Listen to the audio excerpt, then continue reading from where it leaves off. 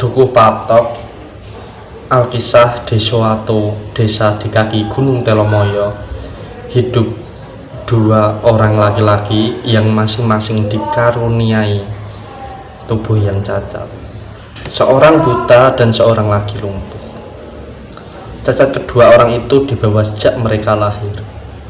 Meskipun mereka tidak lahir dari ibu dan ayah yang sama, hari-hari dilalui oleh dua sahabat ini dengan penuh keikhlasan.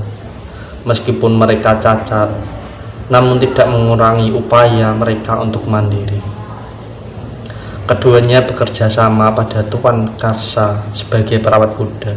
Tuan Karsa yang kaya raya memiliki 5 ekor kuda. Kuda-kuda itu harus dimandikan di sungai dan diberi makan dengan cukup agar mereka kuat dan sehat, karena setiap hari harus menarik pedati yang membawa Tuan Karsa menjual hasil bumi ke kota. Keduanya bekerja sama, saling bantu-membantu untuk mencukupi kebutuhan hidup sehari-hari, baik di tempat kerja maupun di rumah.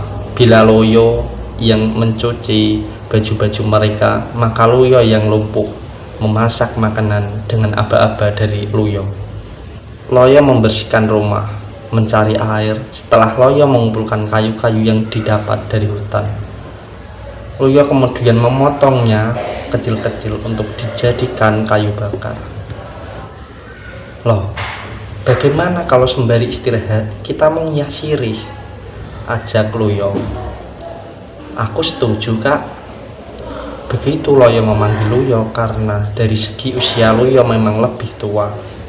Keduanya kemudian meramu pinang. Saat mereka menemukan pinang yang akan digunakan untuk meramu sirih yang masih utuh, Loyo bermaksud mencari landasan untuk memotong-motongnya. Loh, dipotong pakai landasan yang kita gunakan untuk duduk ini saja, kata Loyo sambil sedikit menggeser pantatnya agar masih ada ruang untuk Loyo memotong sirih. Aneh, mata Loyo yang semula tidak dapat melihat kini dapat melihat. Dengan kagum dan masih diliputi rasa tidak percaya, ia memandangi sekelilingnya. Pohon-pohon berwarna coklat dan hijau, batuan, tanah, bunga cubung yang berwarna ungu, dan ketika ia menengadah, ia menyaksikan langit. Langit begitu biru dihiasi burung-burung yang berterbangan, dan lebih terkejutnya saat dilihatnya Loyo. Ia berpikir, inikah yang dinamakan manusia? Berarti wujud dan rupaku juga hampir mirip dengan dia. Lalu ia berseru dan memanggil Loyo. Kak, sebelah mataku yang terpicik getah itu dapat melihat. Coba Kak, kau pastikan lagi di sebelah kiri. Pinta Loyo segera mengulurkan tangannya yang masih terkena percikan getah landasan dan menggoreskannya ke mata kiri Loyo. Dan sekali lagi keajaiban itu muncul. Mata Loyo sebelah kiri setelah diolesi getah landasan oleh Loyo dapat melihat. Loyo kemudian bersujud di tanah mengucapkan syukur atas kesembuhannya. Lalu katanya, Kak, coba kau balurkan getah itu di kakimu. Kalau juga ada keajaiban dari Tuhan sehingga kakimu bisa sembuh dan kamu bisa berjalan, kata Loyo untuk Loyo. Kak, cobalah, pinta Loyo setelah beberapa saat Loyo belum menuruti permintaannya. Baiklah, semoga Tuhan yang Maha Kuasa juga memberikan kesembuhan, kata Loyo. Dengan hati-hati, tangan Loyo yang masih berlepotan getah landasan dioles-oleskan pada kedua kakinya, dan keajaiban itu terjadi lagi. Kedua kaki Loyo bisa diangkat dan ia bisa berdiri tegak dengan kedua kakinya. Terima kasih Tuhan yang Maha Kuasa, Engkau telah membebaskanku dari penderitaan yang bertahun-tahun ini. Loyo berbisik dengan tangis sesenggukan sambil bersujud mencium sang bumi tempat berpijak.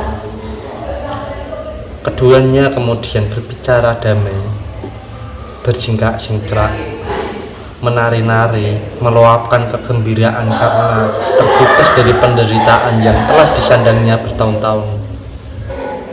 Loyo yang telah 18 tahun tidak bisa melihat kini dapat mengamati apa saja yang ada di hadapannya.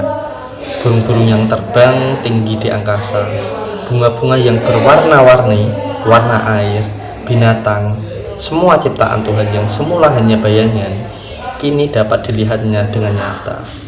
Sedangkan Loyo yang selama 19 tahun tidak dapat berjalan sehingga harus meminta bantuan orang lain, kini dapat mandiri.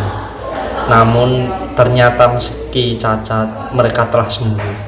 Tidak mengurangi perasaan kasih sayang mereka. Mereka memutuskan untuk hidup bersama, saling bekerja sama, dan tolong-menolong sebagai sedia kala.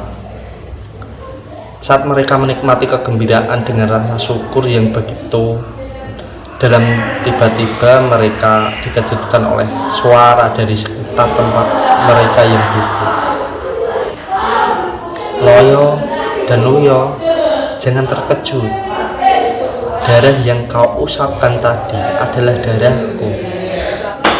Amatilah tempat yang kau duduki tadi, dan bekas tempat kau gunakan untuk memotong pinang adalah bagian tubuhku, kata suara tanpa wujud itu. Loyo dan Luyo terkejut. Mereka begitu takut dengan membuat kesalahan dengan melukai batang pohon yang mereka duduki.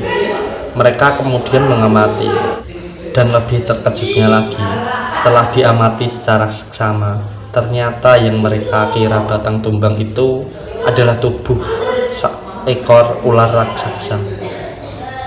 Kalian berdua jangan takut.